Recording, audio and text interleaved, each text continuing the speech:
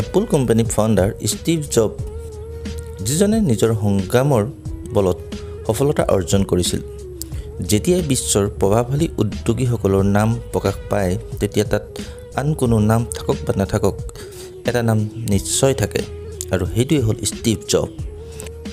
আহক আমি আজি ষ্টিভ জবৰ কেইটামান বাণীৰ বিষয়ে জানো। আপোনাৰ প্ৰতিটো দিনক এনেদৰে জীয়াই থাকক যেন আপোনাৰ জীৱনৰ শেষ দিন।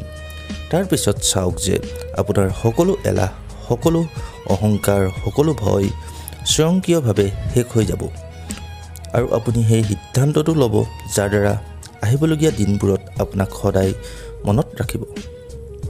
আপোনাৰ সময় সীমিত, আনৰ জীৱন জীয়াই থাকি নষ্ট নকৰিব, অসাৰ চিন্তাত আবদ্ধ নহ'ব, আনৰ মতে জীৱনটো চলাব নালাগে, নিজৰ ভিতৰৰ মাতটো শুনক। আপোনাৰ স্থিতি কি হ'ব সেইটো আপুনি সিদ্ধান্ত ল'ব, আন কোনোৱে নহয়। মই বহুত সোনকালে মৃত্যু হ'ম। যদি আপুনি এই কথাটো সদায় মনত ৰাখে, তেন্তে আপুনি বহুত ডাঙৰ ডিচিশ্যন বহু সহজে ল'ব পাৰিব।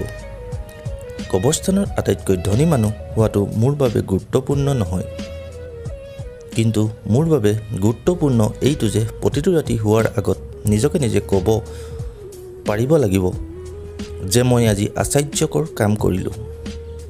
আপোনাৰ ভিতৰত আপোনাৰ কামৰ বাবে এক্সাইটমেণ্ট থাকিব লাগে। যদি আপুনি আপোনাৰ কামৰ বাবে বা কোনো আইডিয়াৰ বাবে এক্সাইটেড নহয়, তেন্তে আপুনি বেছি সময়লৈকে টিকি নাথাকিব। ফ'কাছ কৰাৰ অৰ্থ এইটো নহয় যে আপোনাৰ মগজত যিটোৱে আইডিয়া আহে আপুনি তাৰ বিষয়ে চিন্তা কৰিব ধৰিব।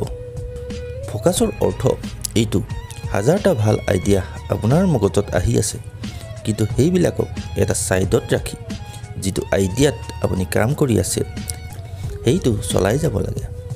সদায় এটা আইডিয়াত ফ'কাছ কৰক। বেলেগ বেলেগ আইডিয়াই আপোনাৰ ধ্যান বিচলিত কৰিব পাৰে।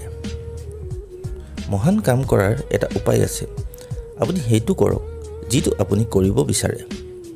যদি আপুনি এতিয়াও সেই কামটো পোৱা নাই, তেন্তে বিচাৰি থাকক, কিন্তু কম্প্ৰমাইজ নকৰিব। কেতিয়াবা কেতিয়াবা জীৱনে ডাঙৰ ডাঙৰ আঘাত দিব, কিন্তু তেতিয়া সাহস হেৰুৱাব নালাগে। ভুল গ্ৰহণ কৰিবলৈ শিকক। যেতিয়া আপুনি নতুন কিবা এটা কৰে, তেতিয়া আপোনাৰ কিছুমান ভুল হৈ যায়। সেইবিলাক গ্ৰহণ কৰক আৰু সেইবোৰক উন্নত কৰক। গন্তব্যস্থানতকৈ আপোনাৰ যাত্ৰা বেছি গুৰুত্বপূৰ্ণ। আপুনি কি শিকিলে, কেনেকৈ শিকিলে আৰু কিমান শিকিলে, সেইবিলাকেই নিৰ্ণয় কৰে আপুনি কিমান দিন গন্তব্যস্থানত থাকিব।